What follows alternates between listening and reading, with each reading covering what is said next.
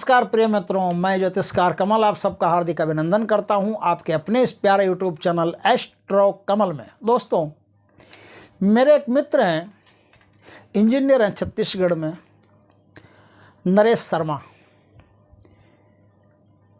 उन्होंने एक साधना पर प्रैक्टिकल करवाया था और जब प्रैक्टिकल पूर्णतया सफल हो गया तो उन्होंने मुझे इस साधना के बारे में बताया। मुझे पता उनसे चला कि किस प्रकार से ये साधना कितनी कीमती हो सकती है। ये साधना इतनी कीमती हो सकती है कि इस साधना को बताने के लिए खुद मैं अपना सौभाग्य समझता हूँ। ये इतनी कीमती साधना है, कितनी कीमती। उन्होंने जो प्रैक्टिकल करवाया उसकी बात करते हैं कि क्या करवाया। एक आदमी उनके जीवन में आया जिसके जीवन में बहुत बुरी तरह से परेशानी थी। उन्होंने जन्म कुंडली देखी, उसकी परेशानी क्या थी कि परेशानी उसकी कुंडली में काल सर्प दोष था। अब काल सर्प दोष से उतनी बड़ी परेशानी नहीं, लेकिन फिर भी राहु की दशा चल रही थी और राहु उनकी कुंडली में नष्ट था, खराब था, बुरी तरह से प्रताड़ित था। ये खराब मतलब बुरी तरह से वो घातक राहु था। उन्होंने क्या किया, उन्होंने कहा कि भाई एक बात है, अब तू इतना परेशान हो गया ना, तो अब तेरा उपाय एक ही हो सकता है। बोले क्या उपाय हो सकता है? कुछ करो नहीं तो मैं तो आत्महत्या करने की कगार पर हूँ। बोले आत्महत्या करने की ज़रूरत नहीं पड़ेगी, बस 41 दिन तक एक काम कर लो। बोले क्या काम कर लूँ? बोले एक साधना है, छोटी सी, वो साधना कर लो।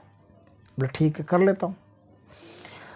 तो उन्होंने 41 दिन तक उस आदमी से साधना करवाई मनसा माता की। मनसा माता की 41 दिन साधना कराने से क्या हुआ कि साधना तो 41 दिन की थी, लेकिन उससे 7-8 दिन में ये महसूस होने लगा कि अब मरने की ज़रूरत नहीं है, क्योंकि उसके पास अपने आप अर्थ की जो नियमितता है वो बनना शुरू हो गई। तो भूखों मरते ही आदमी मरता है, वरना किस लिए मरता है? तो उसके पास खाने पीने का ऐसे पैसा जितना चाहिए लगभग उसके पास पैसा आने लग गया। अब रात्रि काल में साधना करता, दिन में अपना काम करता, तो उसका अब वापस लाइन उसकी जम गई। 41 दिन पूरे होते होते उसकी लाइन एकदम फर्स्ट क्लास जम गई और काल सर्पदोष, राहु वाहु सब उसके स्वाह हो गए, एकदम सही उसका जीवन हो गया। अब वो आराम से कमाता है, खाता है, 5 रुपया बनाता है, 5 रुपया बचाता है, अपना पास सब कुछ उसका ठीक होने लगा।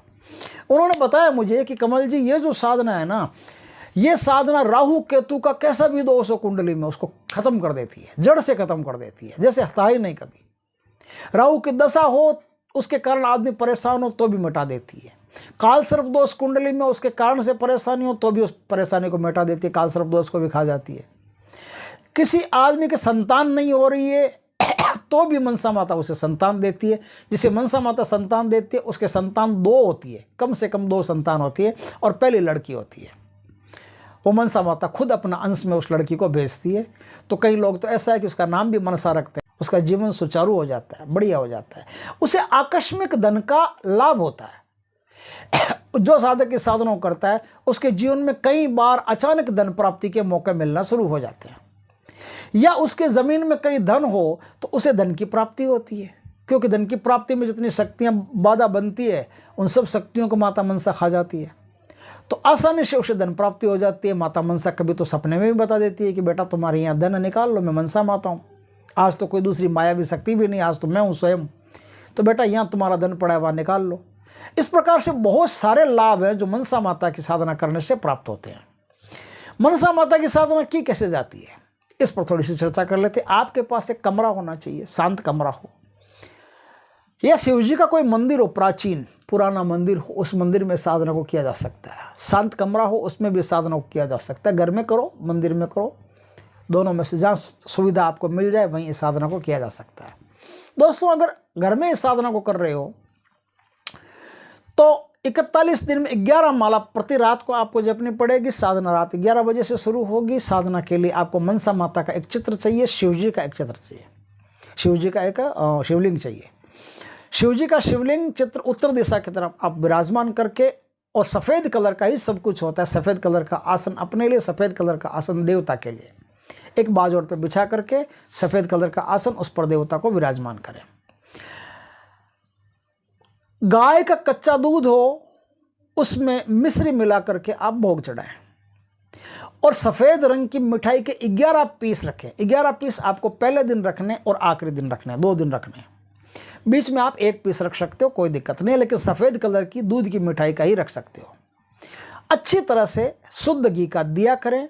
चौकी आपकी हटेगी नहीं, 41 दिन तक चौकी वहीं रहेगी, वही सब कुछ रहेगा। ब्रह्मचर्य का पालन करना पड़ेगा, भूमि पर सोना पड़ेगा, पूरी नियमितता रखनी पड़ेगी और आचार विचार एकदम शुद्ध रखने पड़ेंगे। शुद्ध कई क्या है कि इस साधना को जब आप करोगे ना, तो प्रकृति को पता है कि बहुत सारी चीज़ें हैं जो ये भोगने से बच जाएगा, इसके पाप नष्ट हो जाएंगे, बहुत सारी चीज़ें भोगने से बच जाएगा। इसलिए जो नेचर की शक्तियाँ होती हैं वो आपको इतनी आसानी से साधना करने नहीं देगी।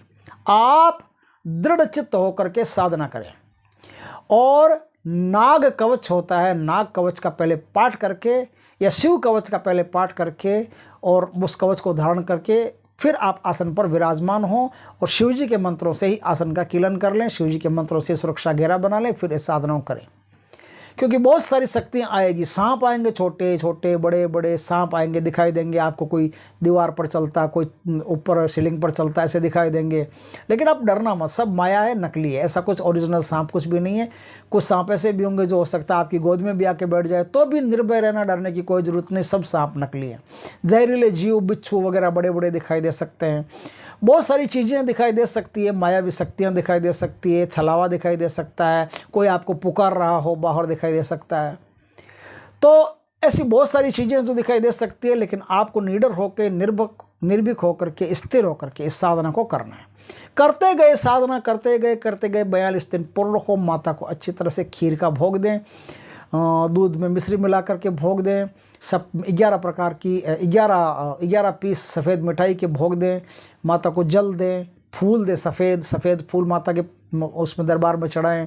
इस प्रकार से पूरे तन मन से माता की पूजा करें। पूजा करने के बाद में आपको माता की शक्ति प्राप्त होगी। या तो हो सकता है स्वप्न में आपको दर्शन हो जाए, या साधना करते करते बीच में कभी भी दर्शन हो जाए। इसमें वचन वाचन का जैसा कोई सिस्टम नहीं होता कि माता प्रत्यक्ष आएगी, कि प्रकट होगी, कि हम 3 वचन लेंगे, कि ऐसा कोई वचन नहीं होता।